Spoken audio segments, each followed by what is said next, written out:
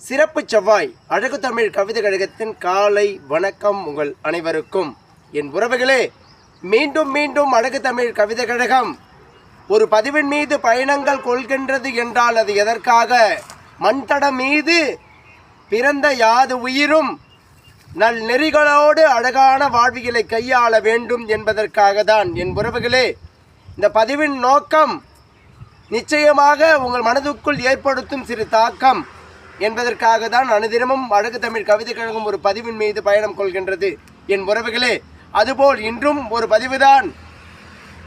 பூமணம் புன்னகை தினம், அனுதினமும் போராட்ட குணம், உங்களுக்குள் வரும் வளம் என்ற நிலை இருக்கும் நிலையில் நீங்கள் உங்கள் வாழ்க்கையை கையாளும் பக்குவத்தை அடைதல் இந்த மண்பரப்பின் மீது யாது உயிருக்கும் பொருந்தும்.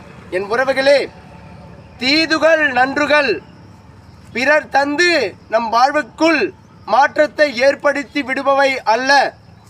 நாம் நம்மை நல் நெறியோடு பிறந்த பயனை அடைய வேண்டும் என்பதற்காக நம்மை அழகாக நேர்பட சிறப்பூற நம்மை வளர்த்து கொள்வது நம் கடமையாகும்.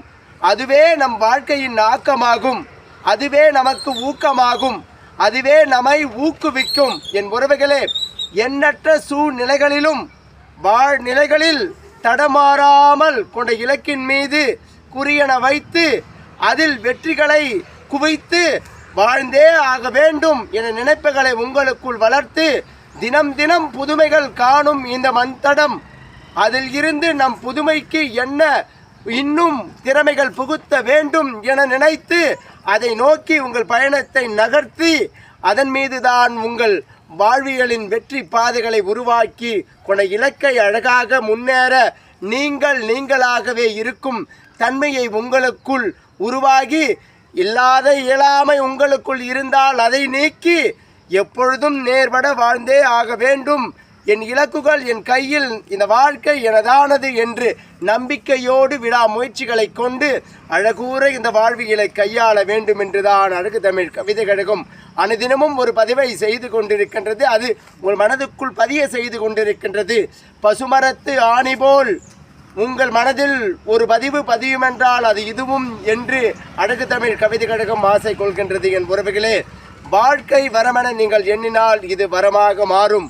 அதை வரமாக மாற்ற நீங்கள் போராட்ட குணத்தையும் விடாமுயற்சிகளையும் உங்களுக்குள் வளர்த்து கொண்டால் உங்கள் வாழ்க்கை அழகாக மாறும். என் உறவுகளே, வாழ்க்கை மிக அழகானது. அழகூற கையாளும் மன பக்குவத்தை